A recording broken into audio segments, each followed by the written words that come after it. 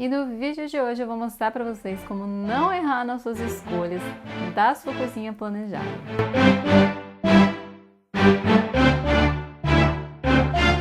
Oi gente, eu sou a Nani do blog Uma Casa para Decorar, sejam muito bem-vindos a mais um vídeo aqui do canal. E hoje a gente vai falar de erros de cozinha planejada. E eu vou dividir esse vídeo em duas partes. Então aqui na parte 1 nós vamos falar 7 erros e na parte 2 mais 7 erros de decoração. Então bora lá começar porque a gente tem muitos erros pra gente discutir. Então o erro número 1, que é o erro de não colocar área molhada. Isso vai valer para qualquer tipo de pia que vai ter uma cuba tradicional. Por que a gente fala que é importante ter a área molhada e que não ter é um erro? Porque o não ter uma área molhada, que é esse rebaixo que fica ao redor da pia, que é feito com a pedra utilizada na bancada, esse tipo de rebaixo é importante para que no momento da gente utilizar essa pia, a gente não espirre água e acumule água em todas as partes da cozinha e isso comece a cair por todos os lados. Então, ele é muito importante para garantir que essa água fique somente ali naquela área que justamente tem esse nome, né, de área molhada. Com isso, a gente consegue ter as áreas secas, que são essas áreas mais altinhas, em que a gente consegue manter inclusive eletros e aí a gente não tem problema de água indo justamente para esses itens. Agora eu sei que você deve estar se perguntando, mas em que situações em que de fato a gente não coloca areia molhada e não é necessariamente um erro? Nos casos em que a gente utiliza a famosa Farm Sink, que são essas pias que tem esse nome de Farm Sink porque são pias de fazenda, que são muito utilizados nos Estados Unidos, por aqueles estilos utilizados para decoração de farmhouses, essas casas com cara de ar de fazenda. E tem algumas cubas que elas são de sobrepor, elas têm uma abinha na lateral que ela é de inox. E nesses casos também, muitas das vezes, pode acontecer do cliente não querer colocar para não ficar com aquele rebaixo e deixar a cuba aparecendo um pouco mais. Então tudo depende, obviamente, da proposta e do cliente ter essa clareza que esse tipo de cuba ele vai ficar sem o rebaixo e que isso pode fazer com que a água escorra para outras partes da sua pia. E agora vamos para o erro número 2, que é não prever a pingadeira de pelo menos 2 centímetros nesse tampo dessa pia, nesse balcão.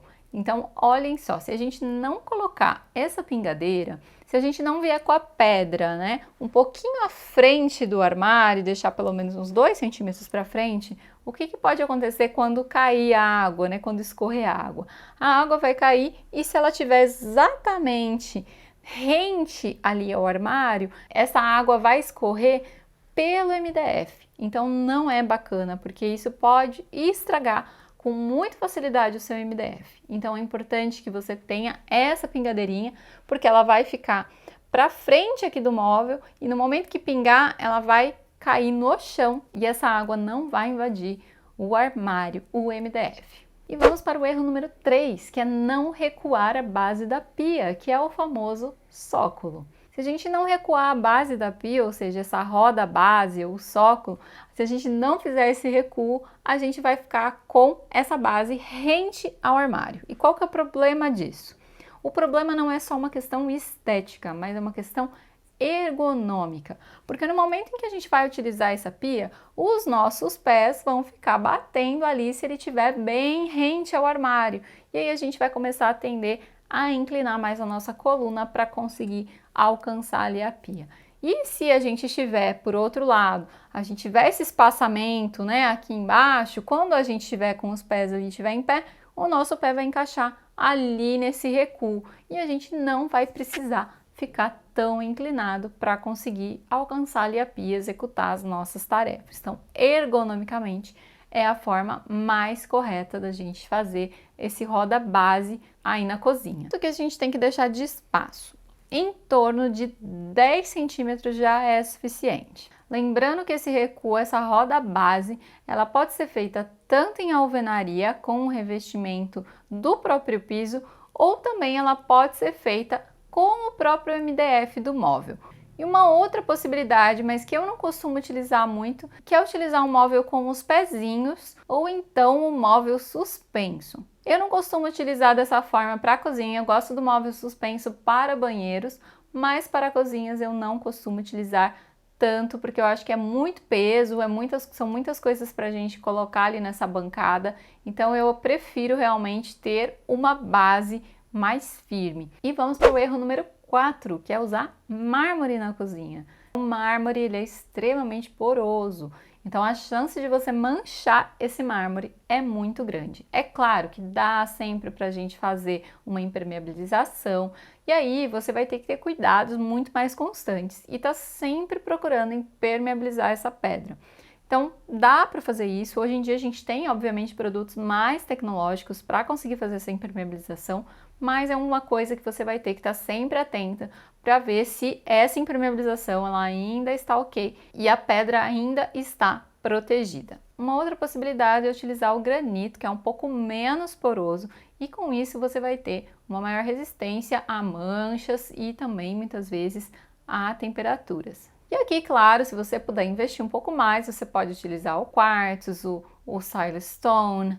A gente tem também o próprio porcelanato, que no caso aqui eu só recomendo com algumas ressalvas, e acredito que para pia mesmo eu não recomendaria, mas para fazer de repente uma bancada de alimentação, aí eu já acho bacana que dá para utilizar. E sempre ter o cuidado com a escolha desse porcelanato e com a mão de obra.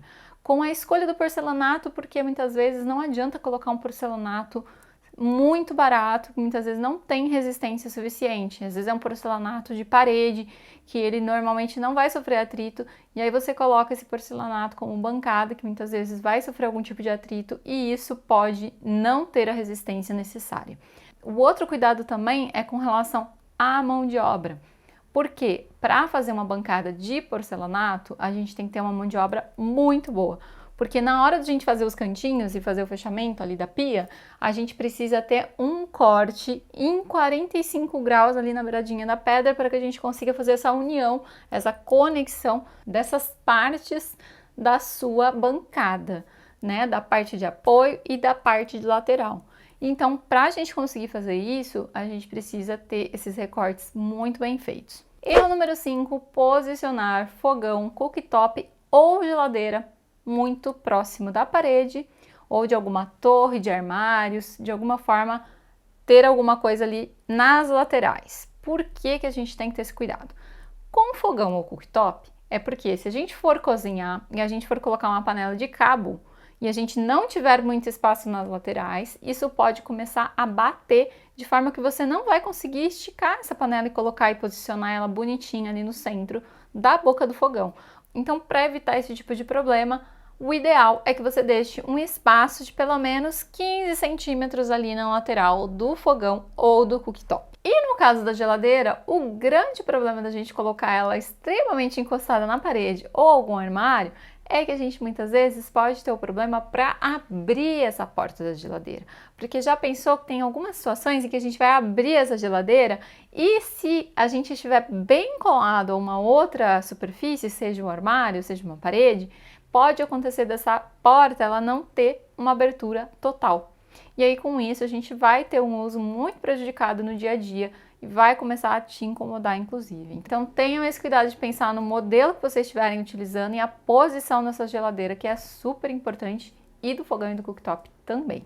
Erro número 6, botijão de gás na cozinha. Utilizar o botijão de gás na cozinha não é o ideal. O ideal é que a gente leve esse botijão de gás para uma área externa ou então para a área de serviço, que normalmente a gente tem mais ventilação. Nunca coloque o botijão de gás em um armário fechado. Sempre que você for tentar disfarçar ele, colocar ele numa casinha ou num armário, sempre coloque em algo que tenha frestas. Então, se for colocar um ripado, sempre seja aquele ripado alternado, que é aberto e fechado, para que realmente tenha uma circulação de ar, é super importante.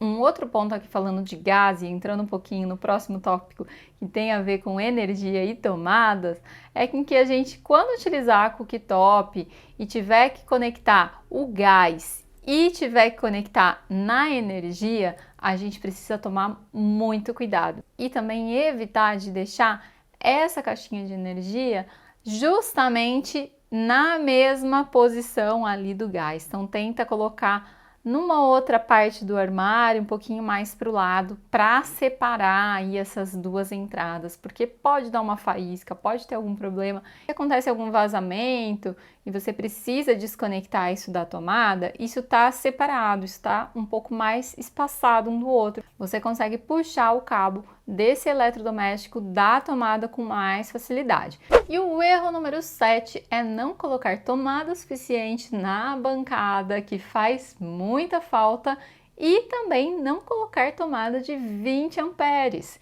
que também faz muita falta para alguns eletros na cozinha.